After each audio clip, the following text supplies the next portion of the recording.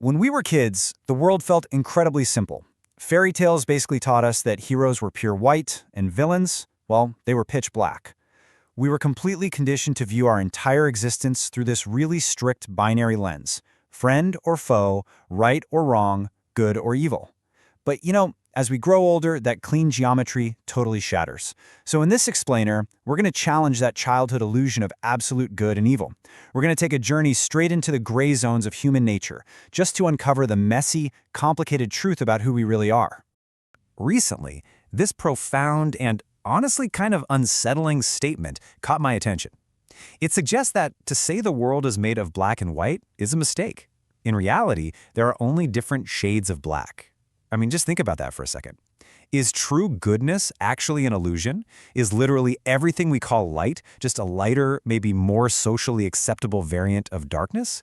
Are we actually pure? Or are we just incredibly skilled at masking our own shadows?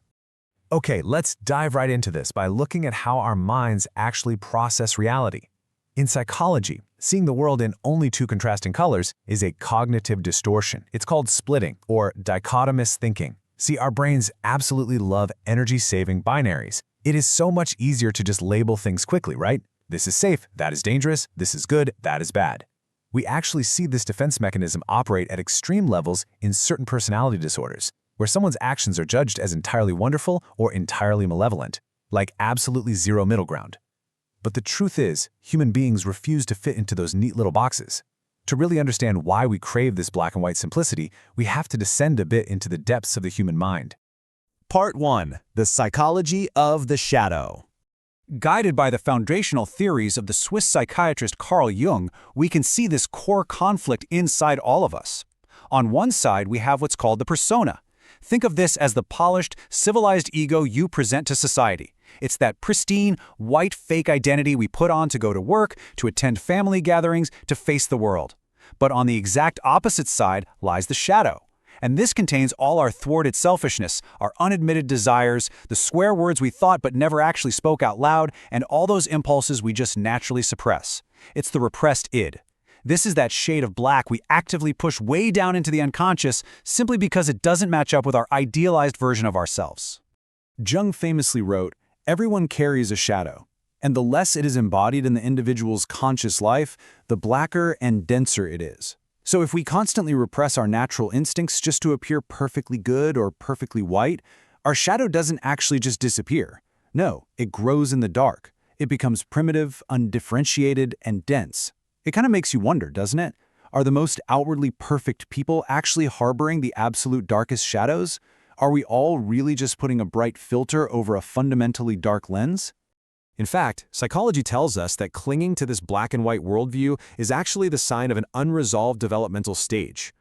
The psychoanalyst Otto Kernberg outlined 3 stages of overcoming splitting in childhood. First, a baby literally doesn't differentiate itself from others. Second, as boundaries start to form, the child begins viewing people, like a parent for example, as either all good or all bad, strictly depending on whether their needs are being met in that exact moment. But as adults, forcing people into these absolute categories triggers unbearable anxiety and massive relational heartbreak. Why? Because nobody can be perfect all the time. True maturity, which is stage 3, happens when we can finally integrate both the good and the bad qualities of a person into one cohesive picture. We learn that having a hateful thought doesn't make you an entirely hateful person. So psychology clearly tells us the gray exists. But what happens if we zoom out? Part 2. The Will and Philosophical Pessimism. Now, let's shift our perspective from the inner workings of the human mind to the very fabric of reality itself. The 19th century philosopher Arthur Schopenhauer totally deconstructs our idea of happiness. He argued that the world is driven by this blind, irrational force he called the will, which is basically a ceaseless striving for self-preservation. And because of this, suffering is literally built into the DNA of existence. Just consider his core argument here. Satisfaction is elusive. The very second we get what we want, we just want something else. Striving is a state of lack, which inherently is suffering. And if we do finally get what we want and stop striving, well, we immediately fall into boredom, which is really just another flavor of suffering. Most radically of all, Schopenhauer argued that happiness is purely negative. It isn't a real, standalone positive thing. It's simply the temporary removal of a desire or a pain. He summarized this incredibly bleak reality perfectly. Life swings like a pendulum backward and forward between pain and boredom. Under this harsh philosophical lens, what we typically call goodness or light, things like health, peace, or joy, is often just a temporary, faded gray thread. It is merely the brief intermission between conflicts or simply the absence of sickness.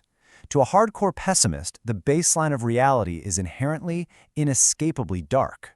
And this dark baseline leads to some truly startling logical conclusions. Take David Benatar's famous asymmetry argument. Pessimists literally argue that non-existence mathematically beats existence. Look at it this way. If you exist, the presence of pain is bad, and the presence of pleasure is good. Makes sense. But what if you never exist at all? The absence of pain is inherently good. However, the absence of pleasure is not bad. Why? Because there's no deprived person there to miss it. For pessimists, the math is brutally simple. The harms of coming into existence will always outweigh the benefits. According to them, the world really is just painted in shades of black. Part 3. Melancholic Joy and Integration.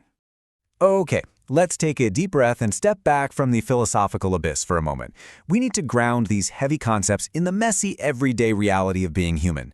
Let me ask you, have you ever, in your entire life, actually met a completely white or completely black human being? Of course not, because life isn't lived in philosophy textbooks or clinical diagrams. The most unconditionally loving parent can still sometimes make deeply unfair, selfish decisions, and the most ruthless, hard-hearted leader can secretly perform immense acts of life-saving kindness. We just do not live in a world of pure absolutes. Interestingly enough, even the philosophers themselves couldn't fully commit to the darkness. Friedrich Nietzsche brilliantly pointed out a massive contradiction in Schopenhauer's own life. He asked, "A pessimist who affirms morality and plays the flute, is that actually a pessimist?" And it's so true. Schopenhauer, the literal godfather of pessimism, the guy who wrote that life is just a pendulum of pain and boredom, famously found great joy in playing the flute every single day after dinner. You see, even the darkest minds cannot escape the intrinsic light of human experience. So, let's see how all of this builds our final understanding of reality to a concept called melancholic joy. Yes, the pessimists are right about some things. Everyone suffers, and everyone dies.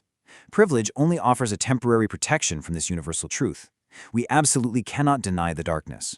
But, on the flip side, we also cannot accord ultimate, unquestioned privilege to despair. Joy is not just an illusion. It's not a mere absence of pain. It exists intrinsically, right alongside the suffering. The philosophers of melancholic joy argue that while glory and happiness do not magically justify or erase the profound evils of the world, neither can that evil ever fully occlude the good. They coexist, always.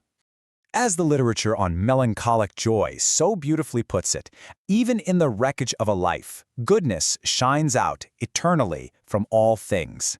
I love that. This proves that the light isn't just some fake social construct. It isn't just a lighter shade of black. True goodness is real, but it is forged and found directly within the wreckage. It is the flute playing in the dark room. So the absolutely crucial point to take away from this explainer is this. To demand a world of pure white is a child's fantasy. It's a fantasy that inevitably leads to the psychological trap of splitting, massive anxiety, and totally shattered relationships. But to surrender entirely to the pitch black, that is a philosophical dead end that completely ignores the very real, flute-playing joys of everyday life. We are beautifully, fundamentally flawed. Every single one of us carries a shadow. True clarity isn't found in searching for an absolute blinding white light. It's found in bravely illuminating our own shades of black and learning to actually love the gray overlap. So I'll leave you with this thought. Instead of fighting the shadows within you, what incredible things might you discover if you finally invited them into the light?